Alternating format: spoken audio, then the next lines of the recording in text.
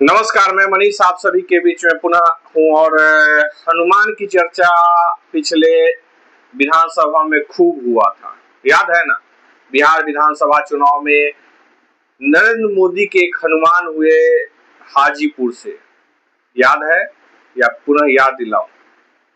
मैं कोशिश कर रहा हूँ कि हनुमान की कहानी पुनः दोहरा दी जाए, लेकिन क्या आपको लगता है, आप रामायण को थोड़ा सा याद कर लीजिए, क्या अभी हनुमान ने यह प्रश्न किया था राम से कि मुझे या आपको कैसे करना चाहिए, क्या करना चाहिए? राम के आदेश का पालन करना ही हनुमान का कर्तव्य था और हनुमान ने सिर्फ राम के कहे हुए को ही सब कुछ माना।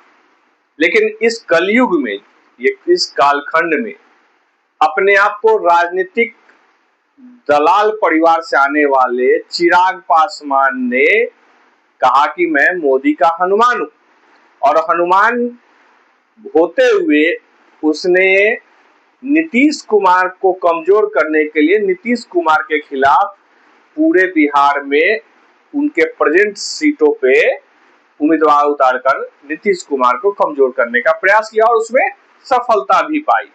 और इसी घमंड में चिराग पासवान को लगने लगा कि वह वाकई में ऐसे हनुमान हैं जो अब राम से बड़े हो सकते हैं, और इसीलिए बिहार विधानसभा चुनाव 2025 की तैयारियों में उस अपने ही राम की पार्टी से सीटों के बंटवारे को लेकर के मोल भाव करने लगे हैं। और ये बात आप खुद हजम नहीं कर पाएंगे कि क्या इसी को हनुमान कहते हैं। लेकिन समझिए चिराग पासवान का मनोबल क्यों बढ़ा, क्योंकि चिराग पासवान इंडिविजुअल तरीके से 2020 के चुनाव में आए, दिखे और चुनाव लड़ा, और ऐसे लोगों के साथ लड़ा जो लोग मजबूत थे, आर्थिक, मानसिक और हर स्थिति से मजबूत थे। उन्होंने नीतीश कुमार की कई सीटों को डैमेज किया और नीतीश कुमार को लगभग 30 सीटों का नुकसान पहुंचाया, और सफलता भी पाई चिराग पासवान ने। लेकिन चिराग पासवान बाद में एनडीए के पुनः सहयोगी बन गए, नीतीश से सहमति बन गई, और इस बार वो नीतीश के साथ एनडीए गठबंधन में 2025 का चुनाव लड़ने की तैयारी में है और सीटों पे अपना मोल भाव शुरू कर दिया है, जो उनके चरित्र का और उनके परिवार का, खानदान का जो व्यवस्था रहा है वो चलता रहता है। राम और हनुमान की कहानी मात्र एक दिखावा और खिलवाड़ होता है समाज के साथ। आपको यह जानना चाहिए कि चिराग के साथ रहने वाले बहुत सारे और मजबूत लोगों ने उनका साथ छोड़ दिया, जिसके भरोसे पे वो आज डील कर रहे हैं कि मुझे 40-50 सीट चाहिए। चिराग पासवान की वास्तविक स्थिति यह है कि चिराग जिस वैशाली जिला में कई सीटों पे चुनाव लड़े थे और उनके मजबूत हाथ, वो सब के सब चिराग पासवान का साथ छोड़ चुके हैं वैशाली जिले में। और चिराग के पास कोई भी मजबूत व्यक्ति वैशाली जिले में नहीं है। तब आप बिहार स्तर पे देखेंगे तो कमोबेश वही स्थिति है और चिराग के पास कोई मजबूती नहीं है। फिर भी चिराग अपनी जो दावेदारी पेश कर रहे हैं उसमें बहुत बड़ा धोखा है खुद के राम के साथ, कलयुग के राम और कलयुग के हनुमान का। तो जैसा आज का कलयुग का राम वैसा कलयुग का हनुमान, दोनों फ्रॉड, दोनों समाज को धोखाधड़ी और लूट मचाने वाले लोग, विभिन्न प्रकार के स्रोतों से जो भी बात बोलते हैं, देश के प्रधानमंत्री हैं, जो जुमलेबाजी उनकी होती है, वो अपने हर काम को इवेंट में बदलते हैं और इवेंट 8 साल के बाद टाइम फिक्स हो जाता है। जैसे जीएसटी, आजादी के बाद पहली आजादी यानी आजादी के बाद दूसरी आजादी का सपना दिखाया गया था। रात के 12 बजे सभा करके इनोग्रेट किया गया था कि जीएसटी भारत की दूसरी आजादी है, और उसी आजादी को 2 दिन पहले पुनः लागू करके कहते हैं कि एक बहुत बड़ा बदलाव है, भारत की उन्नति का एक रास्ता खुलेगा। नौटंकी और एक अलग मजाक बना देना आम भारत की जनता का, ये नरेंद्र मोदी से बेहतर कौन जान सकता है। और उसके हनुमान जो हैं चिराग पासवान, उन्होंने अब नरेंद्र मोदी का भी सुपड़ा साफ करने की तैयारी कर दी है। चिराग पासवान भाजपा के साथ, एनडीए गठबंधन के साथ अपने मुंह खोलने लगे हैं, जबकि चिराग की स्थिति यह है कि उनके साथ वैशाली जिला की मैं सिर्फ बात कर लूं तो एक भी मजबूत पैसे वाले और समृद्ध लोग अब नहीं बचे हुए हैं। जो चिराग जिस बलबूते पे वैशाली में कई सीटों पे प्रभाव डाल रहे थे, उनमें से सभी लोगों ने लगभग उनका साथ छोड़ दिया है और विभिन्न पार्टियों में जा चुके हैं। उम्मीदवार खोजेंगे तो वैशाली जिला में उनको उम्मीदवार भी मिलना मुश्किल है। पुनः वो आरजेडी कांग्रेस से इंपोर्ट एक्सपोर्ट करेंगे, तब जाकर के उनको कहीं उम्मीदवार वैशाली जिला में कोई सीट मिलता है तो मिल पाएगा, और नहीं तो आरक्षित सीट के लिए उनको अपने परिवार के कोटे में ही, क्योंकि रामविलास परिवार का जो खानदानी बिजनेस है वो पॉलिटिक्स है, और पॉलिटिक्स में उन्होंने अपने परिवार को ही समाहित किया है, लोगों को बनाया है, दर्जनों लोगों को अपना विधायक सांसद बनाकर कम से कम पेंशन और सिक्योर लाइफ कर दिया है। तो आरक्षित सीट पे उनके परिवार में ही कोई न कोई अब बहन बेटी दामाद कुछ न कुछ होंगे जो उसी वंशानुगत चुनाव लड़ेंगे। लेकिन मेरा कहना यही है, मैं आज के वीडियो का पर्पस लेकर के यही आया, मेरा उद्देश्य यही है कि चुनाव के वक्त में चिराग पासवान ने अपनी भूमिका से अपने व्यक्तिगत छवि का पूरा क्षय कर लिया है।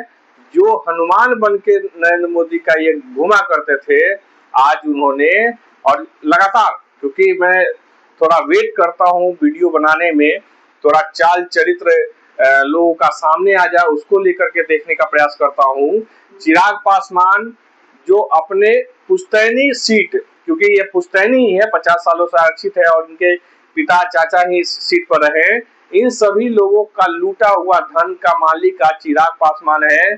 और हाजीपुर में अभी कई वीडियो आप देखे होंगे, कई प्लेटफॉर्म पे आ रहा है, सोशल मीडिया पे कई क्षेत्रों में आपने देखा होगा कि चिराग पासवान को कहीं जाने के लिए होता है तो ईंट पर चढ़कर, पानी के बीच में ईंट रखा जाता है, उस पर चढ़ के वो पार करते हैं, तो गाड़ियों पे लटक के उनके कार्यकर्ता दौड़ते हैं।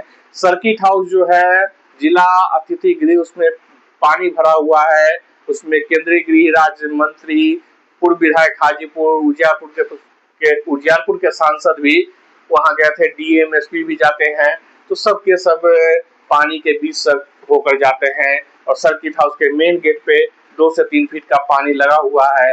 तो लोग, आप समझिए कि विकास क्या किया है इन लोगों ने, और सीट का बंटवारा ऐसे करना चाहते हैं जैसे उन्होंने कुछ उपलब्धि समाज को दी हो।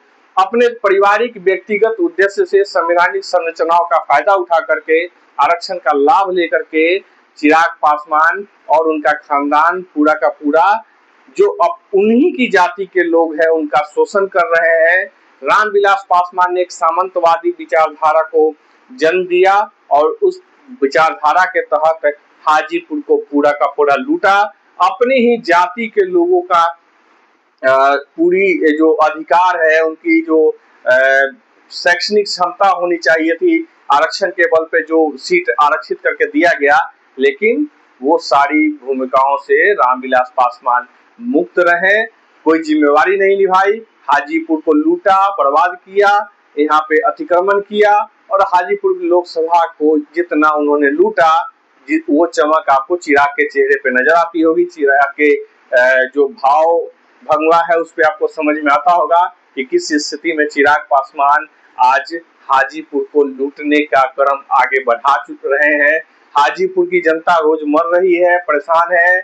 आपको पता ही होगा सभी को, मैंने पीछे भी वीडियो में कहा था कि कई लोगों की सड़क दुर्घटनाओं में बिजली के खंभों से सड़कर मौत हो गई पानी के जल जमाव के कारण, और लोगों को देखने सुनने वाले कोई नहीं है।